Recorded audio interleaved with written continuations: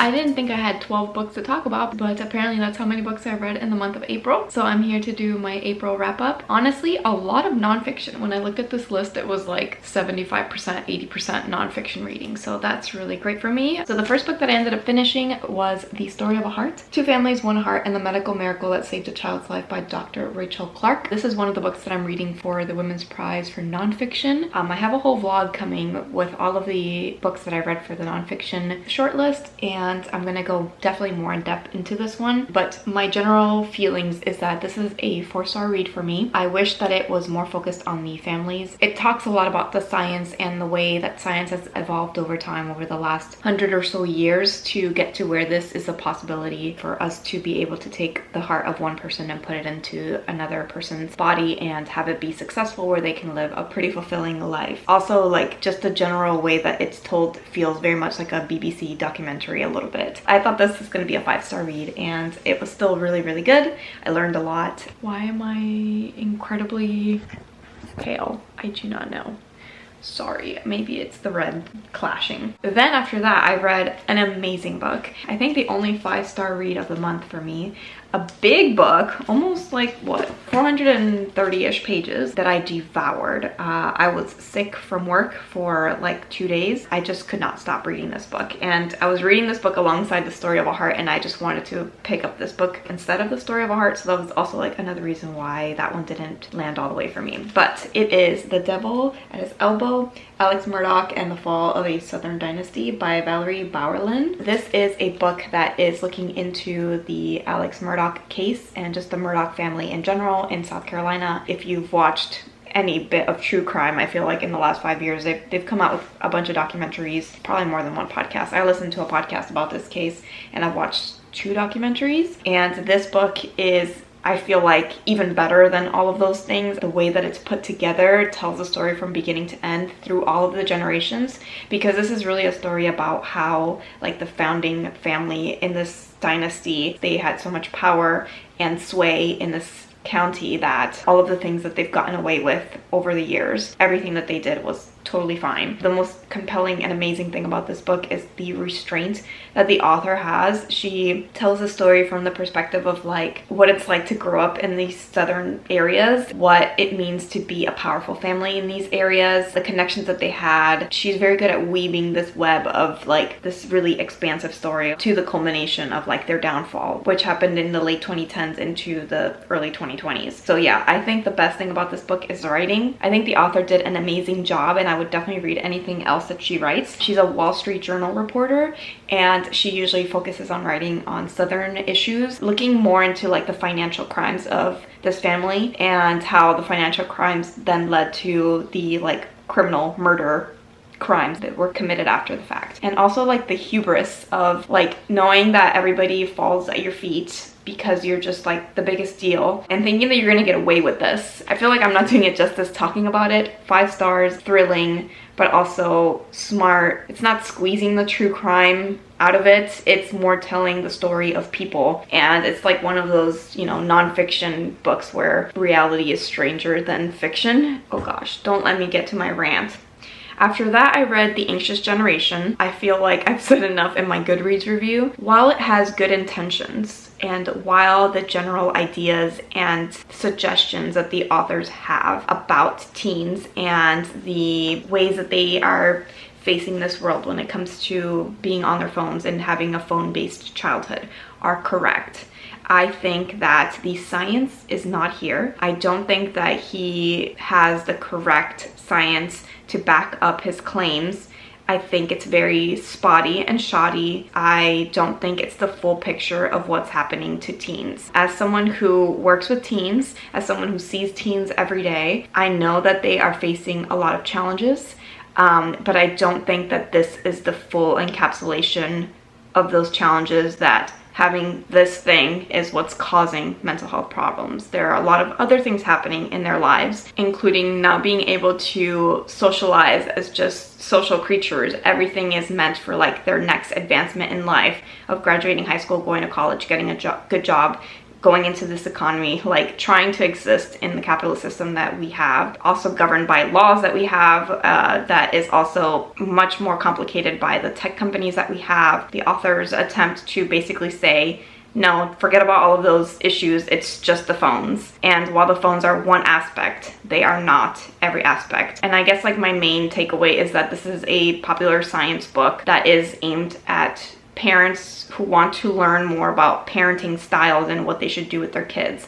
than it is like actually looking at the science, the facts, the data, and understanding like a convoluted problem through multiple angles. Yeah, it wants to make it really simple and concise, and while the general intent and ideas I can agree with, the way we get there, the way it's executed, the way it's argued, the way it's debated is a no for me, and it is a 2-star read for me. After that, I read Proxy Mom, which was another kind of disappointing read. I think I gave this one 2.5 stars. This is My Experience with Postpartum Depression by Sophie, Adriansen, and Mathoud. I believe it translated work. I think it's French. It says it's the first graphic novel that explores postpartum depression, and when I checked out this book, I really thought that it was going to be like a nonfiction memoir situation of what this woman has gone through, but it's not. It's the two main author and illustrators like experiences combined into a fictional story of what they went through and what women go through when they go through postpartum depression, a topic that definitely needs to be discussed more. But I think that the way that the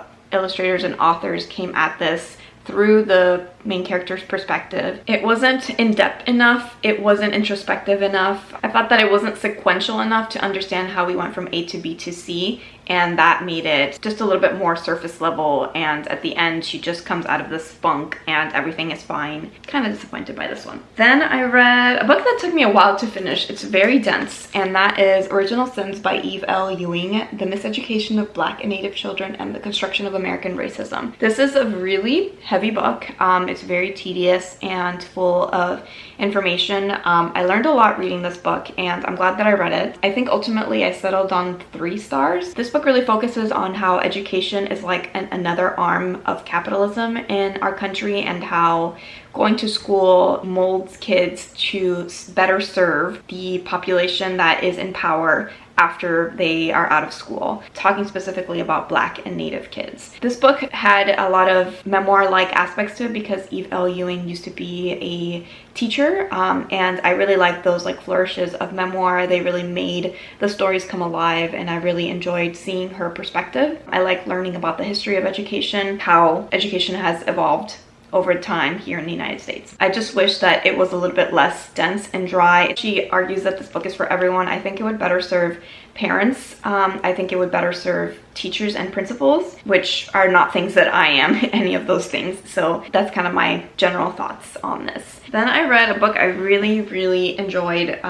learning so much about this person's life, and that's GAYTHEIST by Lonnie Mann, and this is coming out of my Orthodox childhood. This is a graphic memoir of the author's upbringing as a Orthodox Jew in New York. And he talks about being brought up in this culture where everything, as you're getting older, there's a lot more responsibility on him to become more ingrained into this religious culture, to do all of these rituals and traditions that are part of that culture. Especially as a boy turning into a man, there's a lot of things that are expected out of him, trying to reconcile what his culture and religion believes with his coming out story. He realizes he's gay really early on in his childhood, and in his teens ends up telling his parents, and obviously it does not go well, and that makes him question his religion even more. It makes him question all of the things he's being taught in his religious school that he attends. In this religion, they do have access to like popular culture, and that becomes a way for him to see how other people live outside of his religion. That makes him think, you know, I don't know if I want to continue practicing my family's religion. He starts thinking, do I even believe in what they believe in? But most of it is his time as a high schooler and understanding his sexuality, understanding that he has feelings for boys in his school, and how his parents react to that. There are a lot of really triggering, sad moments in this story. I've read a lot of stories that have been really happy lately about coming out, and this one took me back to kind of like what it was like before I read all those stories of how some people's parents can react in a way that's very negative and disappointing. And I'm just thankful that he seems like he had enough understanding of himself and his value in life that he was able to decide, I want to cut off my parents and my family and my religion, and basically kind of is extradited. He now lives in like Japan with his partner. After reading this, I googled a lot about all of the traditions and rituals that he talks about. Like there's some really interesting things that they do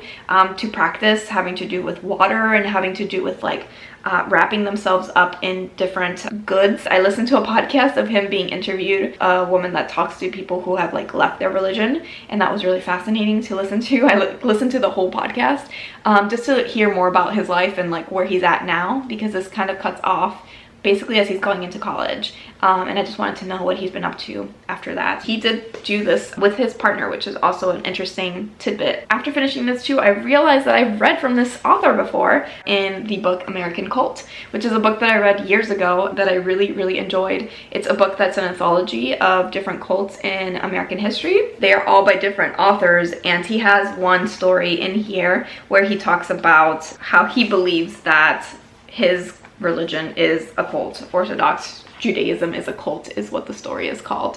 So I found that fascinating, that I was like, oh, I've seen this person before. And that's another reason again why I really enjoy anthologies. They're a great way to let people kind of like start out on their craft and what it is that's the story that they want to tell before they tell like the wider story like he did in GAYTHEIST. Very, very interesting and cool to kind of connect those two together, and that I learned so much about their religion reading this book and listening to that podcast, and I got really ingrained. I love when books make me do that, when I like want to keep seeking out more information about what it is that I'm reading about. I gave that one 4 stars. Really recommend it, especially if you like graphic memoirs. After that, I read a book that I don't have because somebody had it on hold, and that is What the Wild Sea Can Be, The Future of the World's Ocean by Helen.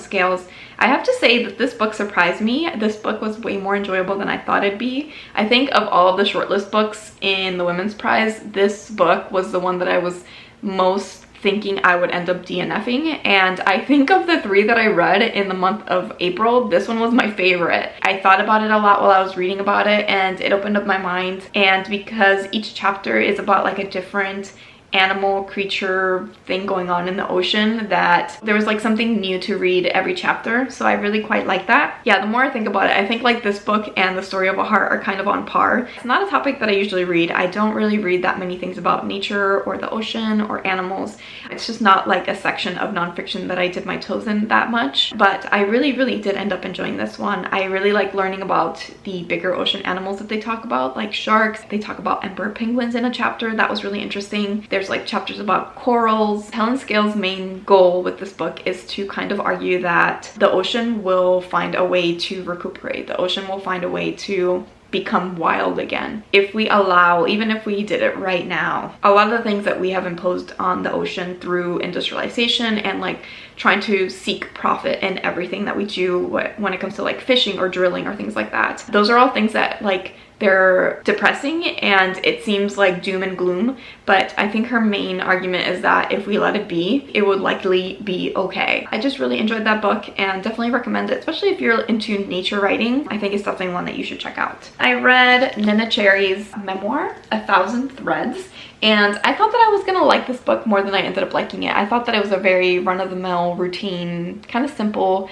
memoir. I don't have a background with Neneh Cherry. That may be part of the thing here, that I didn't know anything about her. I went and listened to like her most famous song and like had like brief recollection that maybe I've heard it before, but not really. She's kind of like very multi-dimensional. She has like a lot of things that she's interested in when it comes to like music and writing and fashion, and yeah, she's just like a very interesting person. She cares a lot about family, and that really comes through in this book, how much she cares about her mother and her 2 fathers, as well as all of her siblings and her children that she ends up having. I felt for her. I could see the emotion coming through. I did think that it's a very short book and she's had a really long life. I just didn't think that it was vulnerable enough. There were glimpses of that, especially towards the end. Her parents pass away, and that is something that is really, really hard for her, and I could feel that coming off of the page, and I felt those emotions with her. But there are a lot of other moments here where I wish she had gone a little bit more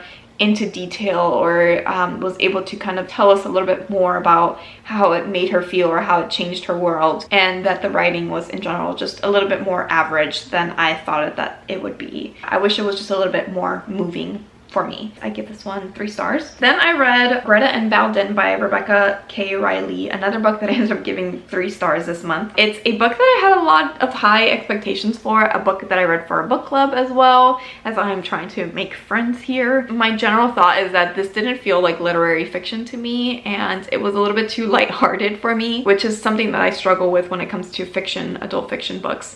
It felt a little bit more general fiction to me. The characters weren't deep enough. There's a lot of dialogue in this book too, and I think that that's also part of like why I didn't feel like what's going on in their heads and what they're thinking, is because so much of it came through in the dialogue. My main problem with this book though is the end and how easy everything gets tied up at the end. I'm all for a queer book to have a happy ending and for it to end up all right for these queer characters. I just didn't like the way that we got there. It was like a switch, and it's very meandering for like the first 80 to 90% of the book, and then the last 10% it just like completely switches. So many things happen in like no time at all. It had a really good humor overall. I highlighted a lot of like humorous lines. There was like really good banter. It's set in New Zealand, which is not something that I read about often, and I like the general themes of like how your ancestors' life and how them escaping different parts of the world that are having conflict affect you, and like that trauma continues on in the line. It's important to learn and know about where your family came from, basically. 3 more books to talk about. I read the very popular Haidt, One Day Everyone Will Have Always Been Against This by Omar Akkad. It opened up my eyes to a lot of things that I've been thinking about. Very smart and thoughtful, and it is kind of like a creative nonfiction book in that it takes disparate things and puts them together in a way that makes sense and tell the larger story or the larger thesis of his book. So he talks about his life as a journalist, about his life as an immigrant who went from Egypt to Canada to the United States, American politics, and what he's learned throughout his life reporting in international areas in really tough situations, like he's reported on Guantanamo Bay and things like that. It's fair what he's saying. It's hard to stomach sometimes. I don't think I will ever understand people who don't vote. I tabbed one part to read to you where he kind of explains that, and I think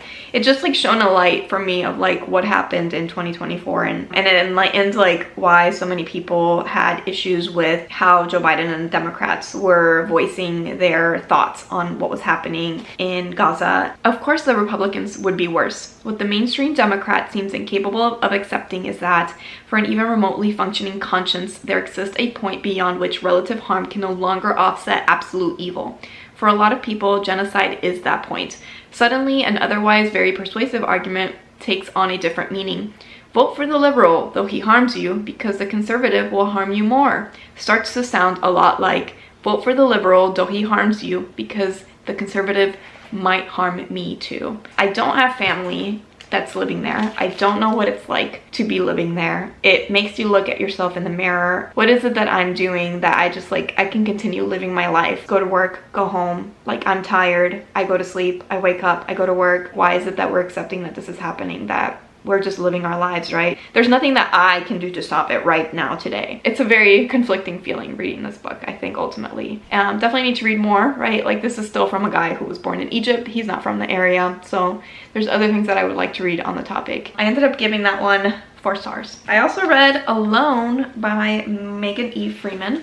This is a middle grade book I really enjoyed. This is a book in verse. It's about a girl that is in Colorado during a basically apocalyptic moment when everybody is like seeking shelter or something is happening to the country. We don't really know what that is. Apparently we find out about that in the next book, Away. In this one, it's just a tale of survival. This is like a Hatchet kind of inspired story of a girl existing in the wild of Colorado, being really angry at being left behind, adapting to what she can, trying to find food. I really enjoyed it. I thought that it was really well done. I really liked the writing. I felt the emotions. She starts to grow up and mature and like change, going through puberty and things like that, and just hoping that her family will come back. And I think any kid who likes those kind of of like I Survived, Hatchet, all those kinds of books, they would enjoy this as well. I gave it 4 stars. And then the last book that I have to talk to you about is my last nonfiction book that I read and I finished on that last day of April, and that's To Those Who Have Confused You to Be a Person, Words as Violence and Stories of Women's Resistance Online by Alia Dastagir. This is a book about basically what women go through online. It tells specific women's stories. I really appreciated that every woman had kind of a different experience and background. Even like how they react to being threatened, harassed online is different. Like how they deal with it is different. The stories feel really immediate and real when she's interviewing them and telling their stories. It's also really analytical and offers like research-based information to tell like a story of what women's place online has been through time. Misogyny exists everywhere in society, including online. It's just like another place where women are second-class citizens, basically. She talks a lot about like whether we should ignore or confront, or what should we do to make them stop. The author also had her own situation, and that's kind of why she started writing this book. I really like hearing about women's reactions and like how they stand up for themselves. I think this is a really good book to read after Nobody's Victim by Carrie Goldberg, which she mentions in this book, and she also interviews Carrie Goldberg. I think the books are very closely aligned.